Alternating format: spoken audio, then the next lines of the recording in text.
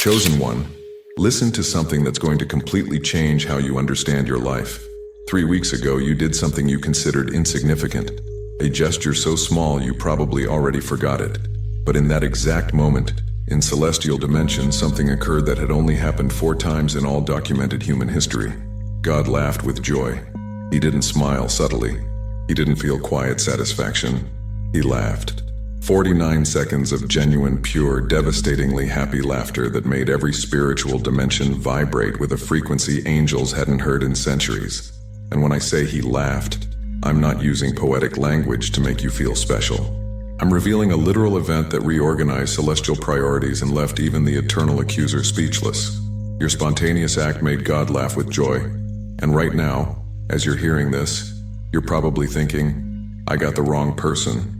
That this message is for someone holy, someone who dedicates their life to extraordinary works, someone who fasts 40 days or preaches in the streets. But let me destroy that illusion immediately. It wasn't religious sacrifice that provoked divine laughter. It was your spontaneous kindness, that purity you manifest without calculating, the way you react when nobody's watching and you expect nothing in return. And that's infinitely rarer than any spiritual discipline. Subscribe to this channel right now and turn on all notifications, because what I'm about to reveal about how a gesture you considered insignificant can generate joy in God's heart is being systematically hidden from people like you, who have a purity you don't even recognize as power. And stay until the end, because I'm going to show you exactly what you did, why God experienced genuine joy instead of simple satisfaction, and how even the devil, who always has something to accuse, fell into absolute silence when he witnessed the authenticity of your soul. Write 777 in the comments if you feel you do kind things without thinking twice, without expecting recognition, and you're ready to discover why your spontaneous kindness has more spiritual power than the most elaborate rituals. First, you need to understand what exactly you did 3 weeks ago, because I bet you don't even remember the specific moment, and that's precisely why it was so powerful. You were walking down the street, probably thinking about your own problems. You have enough worries, enough burdens nobody sees, debts keeping you awake at night, relationships draining you, that loneliness you don't share with anyone because everyone thinks you're fine. You were immersed in those thoughts when you saw someone needing help. It wasn't a dramatic situation. There were no cameras recording. There was no crowd watching to applaud you afterward. It was just you and another person in a moment nobody else witnessed. And your first instinct, your immediate reaction without filters or calculations, was to help. You didn't stop to ask if that person deserved your kindness. You didn't calculate if you'd get anything back. You didn't evaluate if it was convenient to get involved. You simply saw need and responded with instant generosity, as if your fundamental nature had no other option but to give. Maybe you gave money to someone asking on the street when you yourself are in financial difficulties. Maybe you helped carry something heavy when you were tired and in a hurry. Maybe you defended someone being mistreated when you could have stayed silent without consequences. Or maybe you simply smiled genuinely at someone who looked destroyed, and that smile was the first light they'd seen in weeks. The specific act doesn't matter as much as what it revealed about your essence, because what you did didn't come from religious discipline. It wasn't because you remembered a Bible verse about charity. It wasn't because you wanted to accumulate spiritual points. It was automatic, natural, as if your soul didn't know how to function any way other than kindly. And that spontaneity, that purity, that doesn't need to think before manifesting, was exactly what made God laugh with joy. Now let me explain why that spontaneous gesture had so much spiritual power. Because you need to understand the brutal difference between calculated kindness and spontaneous kindness. Most religious people never understand this, and that's why they live their whole lives doing good acts without generating any celestial reaction. Calculated kindness works like this. You see a situation, evaluate if it's convenient to help, consider what people will say, think about spiritual rewards you might receive, and after all that mental processing, you decide to act. It's real kindness, but it comes filtered through ego, through expectations, through strategy. It's the Pharisee who fasts publicly so everyone will see. It's the person who donates money but makes sure their name appears on a plaque. God observes millions of acts of calculated kindness every day and recognizes them, blesses them, honors them, but they don't generate joy in his heart. They generate professional satisfaction like a teacher watching a student correctly complete an exercise he taught. Fulfillment of expectations, nothing more. Spontaneous kindness is completely different. It's when your fundamental nature manifests without filters, when the purity of your soul reacts before your mind has time to calculate consequences. It's the Good Samaritan who helped the wounded man when two religious professionals passed by, not because he remembered the correct teachings, because his heart couldn't function any other way. And when God observes spontaneous kindness, when he witnesses a soul so pure it reacts with generosity before thinking, that generates something deeper than satisfaction. It generates genuine joy, the same joy a father feels when he sees his child naturally manifesting the values he always hoped to see, without having to force them. Your gesture from 3 weeks ago didn't come from spiritual discipline, it came from your authentic essence. And that authenticity was what made God laugh with joy. But here's what makes your case even more extraordinary. It wasn't just an isolated moment of spontaneous kindness, because God has been watching you for years. He's seen every kind gesture you made when nobody was looking. Every time you forgave when you had the right to hold a grudge. Every time you gave when you yourself needed. Every moment where you chose compassion when cruelty would have been easier. And he's seen something else. He's seen how the world tried to corrupt that purity of yours. The betrayals you suffered. The disappointments you faced. The injustices you endured. Every blow that should have made you cynical, bitter, selfish. The world gave you every reason to stop being kind, but you didn't. And when God saw that spontaneous gesture 3 weeks ago, when he confirmed that after years of trials, your kind nature remains intact, automatic, genuine, the joy he felt was so intense it manifested as celestial laughter. Because he'd finally found a soul whose purity doesn't depend on favorable circumstances. A chosen one whose kindness is as natural as breathing. That's why you specifically, not because you're better than others, but because you resisted corruption when everything conspired to corrupt you. Your purity isn't the result of an easy life protected from temptations. It's the result of constant battle where you chose to maintain your kind nature, even though it cost everything. And God has been watching that battle. He's seen every moment where you chose forgiveness instead of revenge. Every time you helped, even though you were tired. Every instant where you gave even though you needed. He's counted every tear you cried from feeling alone in your purity. He's heard every time you asked yourself if it was worth continuing to be good in such a cruel world. And when he saw that spontaneous gesture 3 weeks ago, when he confirmed that after all that suffering your kindness remains automatic, natural, genuine, the joy he felt was so intense it manifested as celestial laughter. Because your purity isn't naive, it's heroic. Now you need to know the complete history of divine laughter. Because when I tell you God laughed with joy only 4 times in all human history, I'm not exaggerating to impress you. It's literal.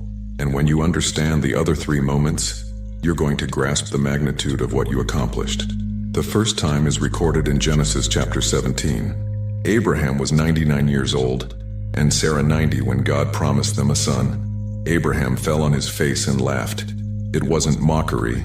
It was laughter of incredulous joy at an impossible promise. And God wasn't offended by that laughter. On the contrary, he celebrated it. So much so that he ordered the son be named Isaac, which means, he laughs. God turned that laughter of joy into a permanent name because he loved Abraham's emotional spontaneity. The second time occurred in the book of Proverbs chapter 8 verse 30. Wisdom personified describes how she was beside God during the creation of the world and says, I was daily his delight, rejoicing always before him. The Hebrew word used for rejoicing implies jubilant laughter, joy that cannot be contained. God laughed with joy while creating the universe because he was manifesting his pure creative nature. The third time is in the Gospel of Luke chapter 15. Jesus tells 3 parables about lost things that are found: the lost sheep, the lost coin, the lost son. And each culminates saying, there is joy in heaven. When a lost soul returns to purity, when someone genuinely repents and returns to their original kind nature, God experiences joy so intense that the entire celestial dimension celebrates. And now the 4th time, your spontaneous gesture from 3 weeks ago, an act so pure, so naturally kind, so free from calculation and expectations, that it revealed a soul whose fundamental nature remains incorruptible. God laughed with joy because after years watching you resist the world's corruption, he finally confirmed your purity isn't an act. It's your authentic essence. Do you realize the company you're in? Abraham, father of nations, the creation of the universe, genuine repentance of lost souls, and you. Your spontaneous kindness generated the same level of divine joy as those monumental moments in spiritual history. But the story doesn't end there, because when God laughed with joy at your gesture, someone else was present in those celestial dimensions. Someone who never shuts up, who always has something to criticize, who spent thousands of years accusing humanity before the divine throne. And what happened in that moment completely changed your spiritual position. The devil fell silent. For those who don't understand spiritual warfare, this might sound like a minor detail, but let me explain why this is absolutely extraordinary. The devil isn't simply the generic enemy popular religion describes. His specific function, documented from the book of Job to the book of Revelation, is to accuse. He's the eternal prosecutor pointing out every error, every impurity, every moment of human weakness before the celestial tribunal. His name in Hebrew is Hey Satan, which literally means the accuser. It's not a nickname. It's a job description. In Job chapter 1, when the sons of God presented themselves before the Creator, the devil appeared specifically to accuse Job. In Zechariah chapter 3, when the high priest Joshua was being restored, the devil was there pointing out his dirty garments as evidence of unworthiness. In Revelation chapter 12, he's called the accuser of our brothers who accuse them day and night before our God. He never rests. He never tires. He never runs out of arguments.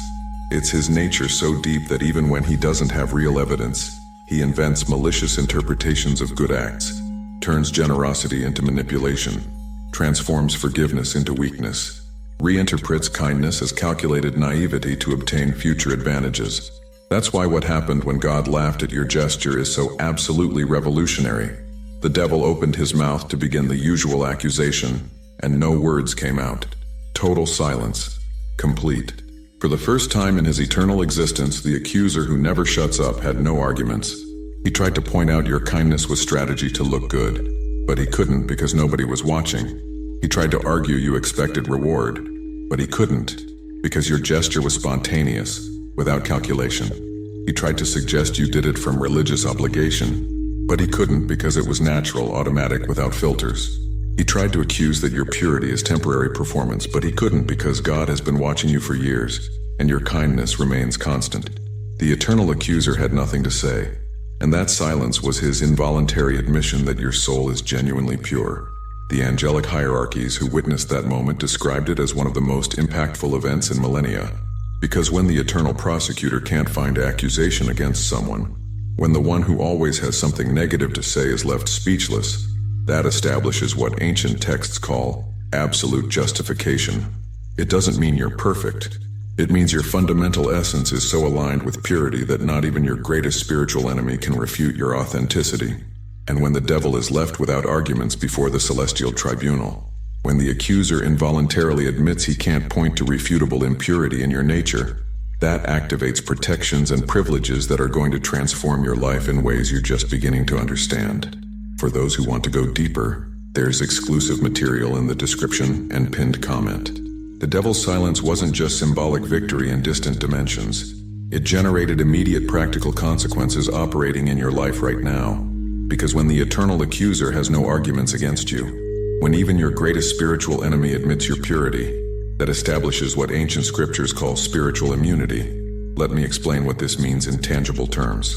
Those curses people sent against you out of envy, those dark rituals they performed to block your progress, those negative energies directed specifically toward you, they didn't affect you, and it wasn't because they weren't real or weren't powerful. It was because your genuine purity creates an energy field where darkness simply cannot adhere. It's like trying to stain light with black paint. Darkness isn't a substance that can mix with light. It's the absence of light.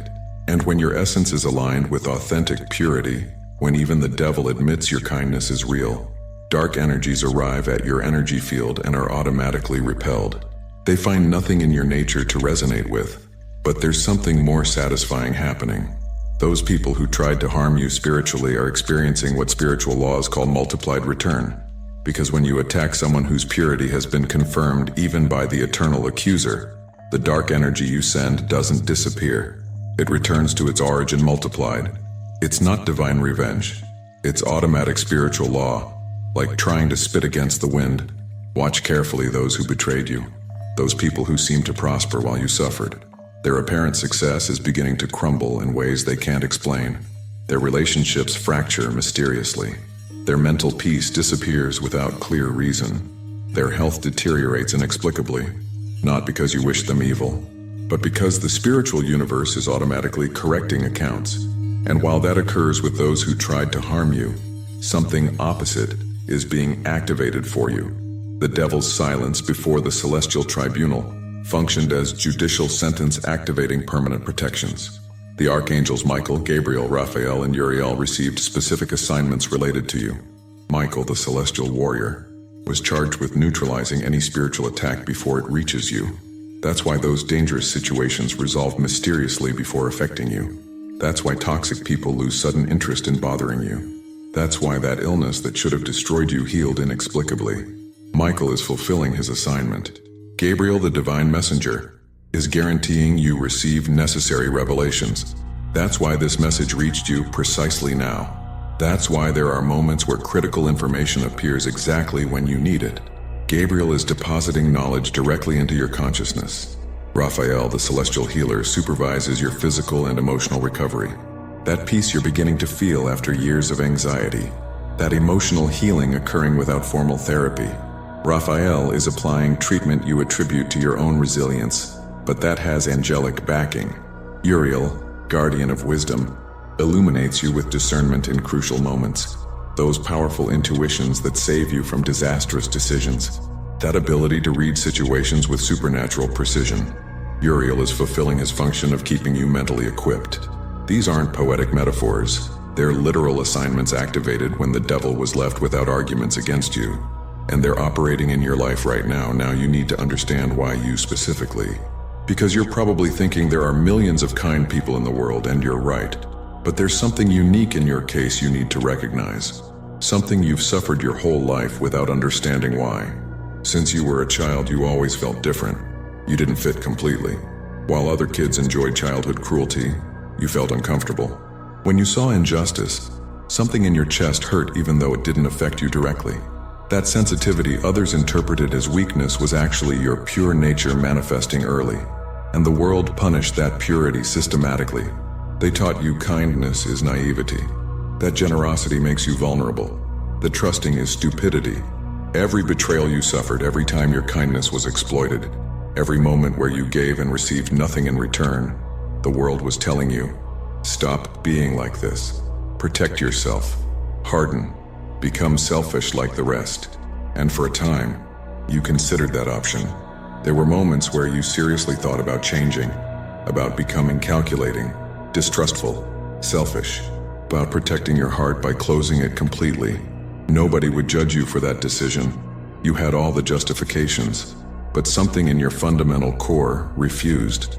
Not because you're naive or because you ignore the realities of the cruel world, but because your soul recognizes that becoming corrupted to survive is losing something more valuable than life itself.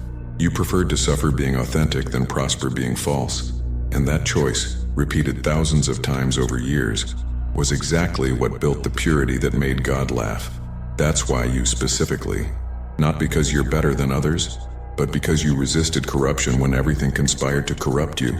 Your purity isn't the result of an easy life protected from temptations. It's the result of constant battle where you chose to maintain your kind nature, even though it cost everything. And God has been watching that battle. He's seen every moment where you chose forgiveness instead of revenge. Every time you helped, even though you were tired. Every instant where you gave even though you needed. He's counted every tear you cried from feeling alone in your purity. He's heard every time you asked yourself if it was worth continuing to be good in such a cruel world. And when he saw that spontaneous gesture 3 weeks ago, when he confirmed that after all that suffering your kindness remains automatic, natural, genuine, the joy he felt was so intense it manifested as celestial laughter. Because your purity isn't naive, it's heroic. Now let me reveal what's coming. Because the devil's silence and God's laughter weren't just recognition of what you already are. They were activation of what you're about to become.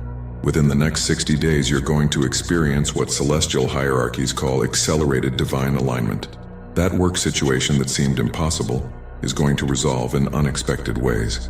Not because you won the spiritual lottery, but because God decided it's time to visibly reward you for the purity you've maintained invisibly for years. The opportunity will come designed specifically for someone with your character, without requiring you to compromise your integrity. That relationship you need is going to appear, but it'll be with someone who vibrates on your same frequency. No more toxic connections draining your energy. No more people who interpret kindness as weakness. Someone who recognizes and values your genuine purity is being guided toward you as you read these words. That financial resource you need to manifest your purpose is going to flow, not as money magically falling from the sky, but as income opportunities requiring exactly the skills you possess. As if someone designed situations perfectly adapted to you, because literally God is reorganizing circumstances, and that inner peace you desperately needed is going to establish itself permanently. The anxiety tormenting you is going to decrease dramatically. The insomnia stealing your rest is going to resolve, because Raphael is healing traumas you didn't even know you were carrying. But there's something more about your future you need to know. Something that completely changes your understanding of why you were born in this specific moment of history. Your life isn't random accident. You didn't incarnate in this era by chance. You were strategically positioned here because there's spiritual warfare determining whether humanity evolves toward light or returns to darkness. And your spontaneous kindness, that purity you naturally manifest, is one of the few things preventing total collapse toward corruption. Dark forces know that if they manage to corrupt the last chosen ones whose purity remains genuine, they'll win this war definitively. That's why they attacked you so intensely. That's why you suffered disproportionate trials. They were trying to break you before you understood the power you possess. They failed. And now that you understand who you are, you've become a key piece of the transformation that's beginning. Watch carefully what's happening in the world. Corrupt systems that seemed eternal are collapsing. Hidden truths are being revealed.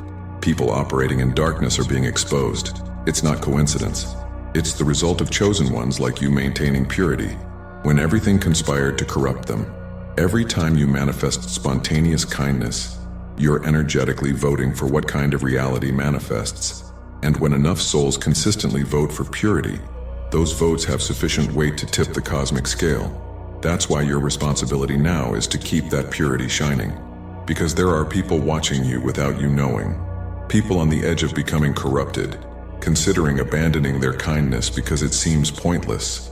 And when they see you maintaining your kind nature despite everything, when they witness it's possible to remain pure without being destroyed, that gives them hope to resist one more day. But you also need to recognize something else. You're not alone in this. There are other chosen ones whose spontaneous kindness also made God laugh. Not many. Approximately 300 across the entire planet. 300 among 8 billion.